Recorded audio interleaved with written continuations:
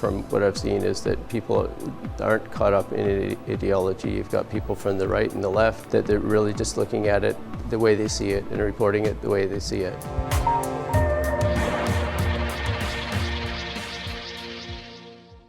Welcome to the Real News Network and our coverage of the inauguration of President Barack Obama and the first days of his presidency. One of the great challenges facing Barack Obama, a gift from President Bush and I suppose President Reagan and Clinton, is his relationship with Iran, which is not particularly a good one.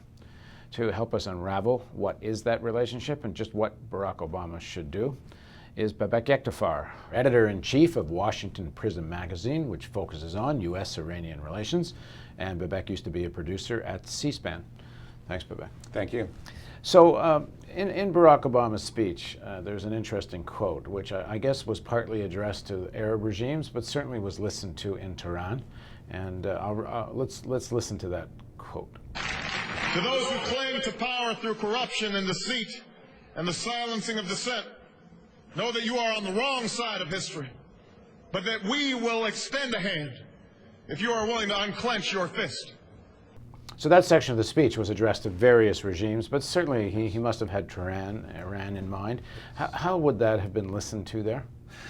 To be very honest, I think the way this was taken, particularly if you go back to the kind of speeches that President Bush used to have in regards to Iran, it rather sounds more conciliatory than confrontational. Even though he's accusing them of deceit. Even though he is, but what he's saying is that we are willing to extend a hand if you unclench your fist. So essentially what he's saying that is that we are willing to talk, we are willing to be able to have relations, or at least the way that it's being taken. If there is this kind of a mutual, not only just a respect, but this desire to put away the adversarial relationship and start maybe negotiating. Right. And the reactions that I have read essentially in the newspapers in Iran and news agencies as such pretty much indicate the same thing, from Foreign Minister Muttaqi to various other officials in Iran. What exactly are they saying? Essentially saying that they're hoping, they're waiting, and they're hoping that President Obama will change the course that was taken by his predecessor, President Bush, and they would start judging this presidency based on what they see will be put forth by this administration. How was it taken in Iran, the appointment of Hillary Clinton as Secretary of State? When the Kyle Lieberman Amendment was being passed, declaring the Iranian Revolutionary Guard terrorist, and some people were saying this was the beginning of giving Bush authorization for a war with Iran. Sure.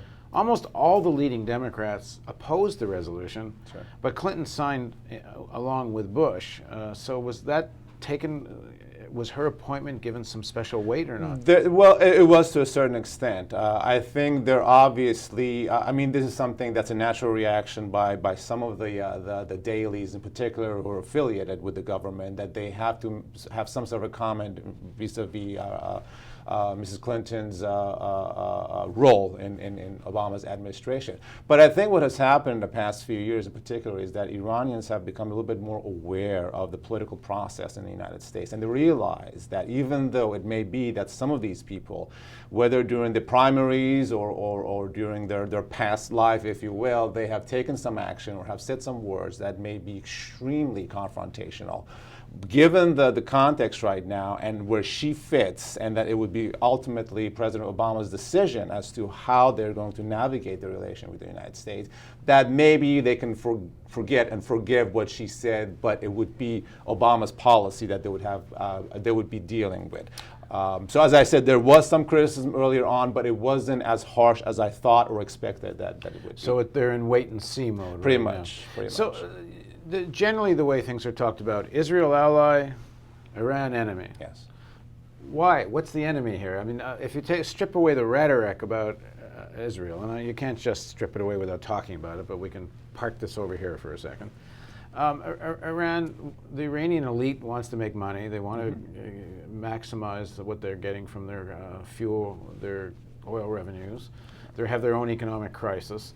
Is there anti-Americanism of the Iranian elite more than a rhetoric for domestic consumption? I mean, what's enemy about No, that? I think more than anything, it is that. But you have to understand something, and particularly when we talk about the future of U.S.-Iran relations, we assume that if we do certain things, the United States does certain things, then Iran would be willing, and so on and so forth. You have to understand that there are as many people in Iran, in Tehran, who are against normalizing relations with the U.S. as there are probably in the United States for a number of different reasons, and some of it has to do with having certain hands and certain pies and so on and so forth.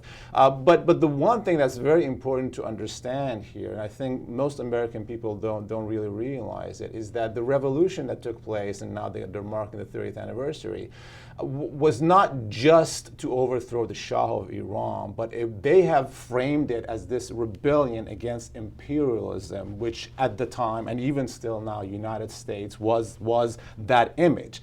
And for them to talk about normalizing relations and having U.S. as a friend, as an ally, and so on, is going back against what still is that tenet of this revolution that a lot of people from that generation are still holding these high positions, are trying to maintain. And they feel that if they lose that, then that may be a crack in what they're trying to guard, the origins of the revolution and so on and so forth. That's very important. And so when Iran says that unless we're treated with mutual respect and the only way we will talk is at the same level, as opposed to U.S. saying, well, if you do this and that, maybe we'll talk with you, you have to understand that for them, that's a no-no. For them, that essentially is the survival of the regime, because so much of it has been built in this anti-imperialism, anti-U.S.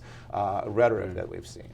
The coming elections in Iran, to what extent is there a position, a candidate that's at all viable, that's actually really open to a more normalized relationship with the West? And of course, the nub of the whole thing is the nuclear program. Sure. And this is another thing about Obama's position on Iran. He uses the same rhetoric, which is assuming there is a nuclear weapons program in Iran, which as far as I know there's no evidence of.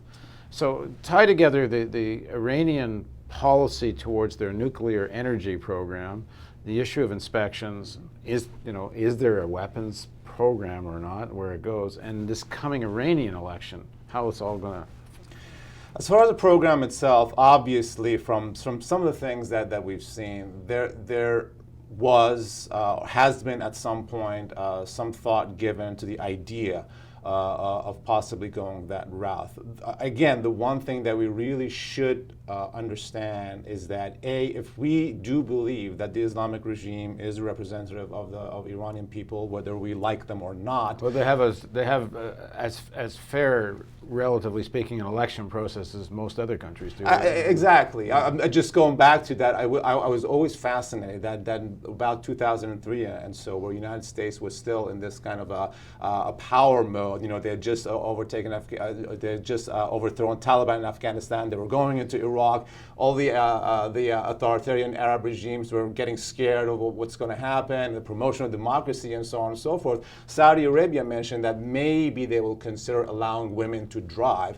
And Secretary Rice essentially went and said, this is a great step, that's fantastic, this is what we're trying to say and convey. Meanwhile, Iran, ever since the Islamic Revolution, they have had women representative in their majlis. Now, again, Iranian elections are not the most democratic, probably by our standard here and so on, but the fact that we constantly, or at least the U.S. administration has constantly downplayed such a thing and concentrated on depicting this evil nation that doesn't want to do anything but to destroy things is kind of interesting and ironic. But in regards to the election itself and the policy that we have, as I said, Iran at some point probably had this intention, mainly because they felt that was their only guarantee against U.S. or Israeli attack.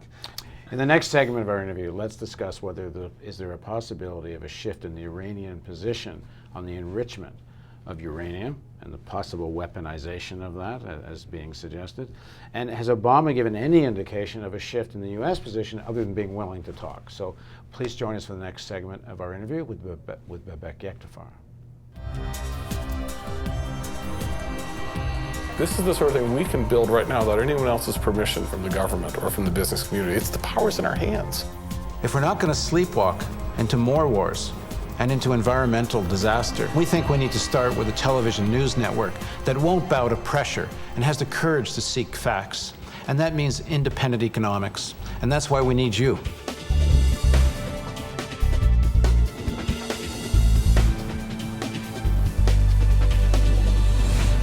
Real hope means facing a complex reality. Your tax-deductible donation makes it possible. Please contribute. Visit therealnews.com.